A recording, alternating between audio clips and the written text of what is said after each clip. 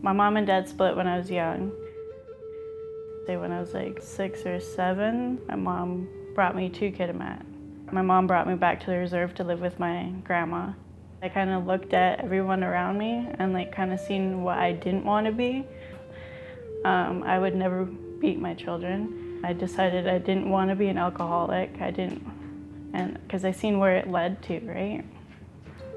Me and my brother moved back to Vancouver with my mom when I was in grade 7.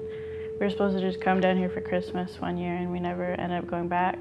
I liked being back with my mom. And then I started noticing she had more of an addiction. Like I started noticing there was something wrong with her.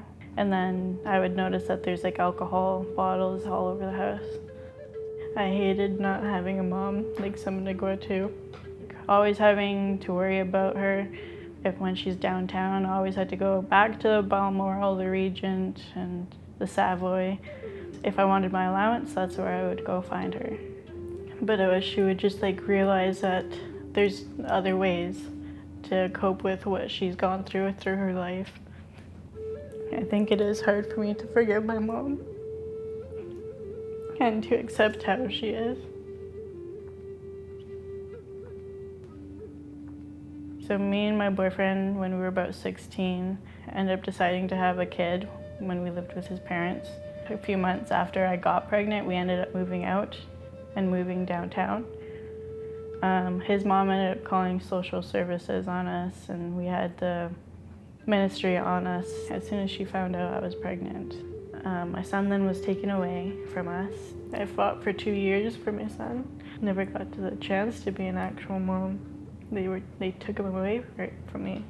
It goes back to residential schools where they just wanted to put the Aboriginal children back into white families. Being an Aboriginal woman, I find that people are very judgmental.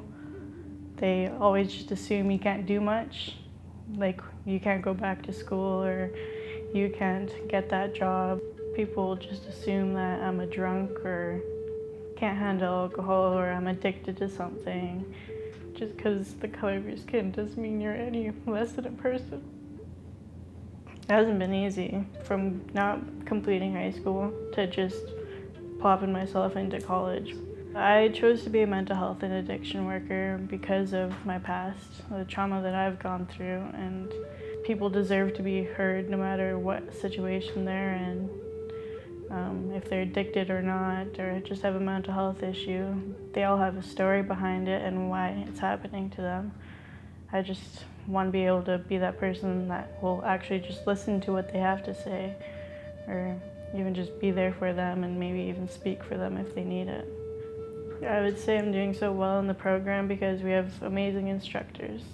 They can teach at all sorts of levels. If you're having trouble, you can just easily talk to them. What I really enjoy is the learning aspect of it and getting to know each individual on their own, despite like their addiction or mental health. Once you actually get to know them, they're wonderful.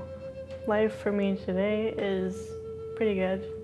I have a wonderful boyfriend, great best friend, great cousin that I stay close to. Going from a grade 10 dropout to a college graduate feels pretty amazing.